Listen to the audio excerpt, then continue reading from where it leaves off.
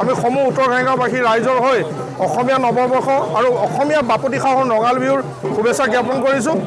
এয়া আমাৰ উত্তৰ ঘাইগাঁৱৰ সমূহ ৰাইজ আজি আমাৰ দ্বিতীয় দিন।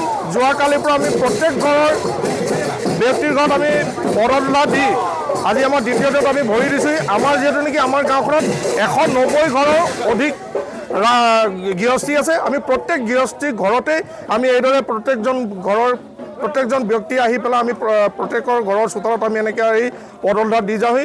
আৰু এই আমাৰ ঐতিহ্যটো অতীতৰ পৰা আমি যিহেতু নেকি আমাৰ আজু ককা দিনৰ পৰা আমি দেখি অহা এটা পৰম্পৰা, সেয়ে আমি সেই পৰম্পৰাটোক আমিও আজি অসমীয়া হিচাপে জীয়াই ৰাখিছোঁ। আৰু যিহেতু নেকি 190 ঘৰ আমাৰ গাঁৱত এটা খেলত আমাৰ সমাজখন আছে। সেই সমাজখন যেতিয়ালৈকে ধৰক 5 দিনতো যদি শেষ হৈ যায় আমি 5 দিনতে আমাৰ বিহু সমাপ্তি কৰোঁ। যদি 6 দিনতো লাগে 6 দিনত শেষ কৰিম, যদি 7 দিনতো লাগে আমি 7 দিনতে শেষ কৰিম।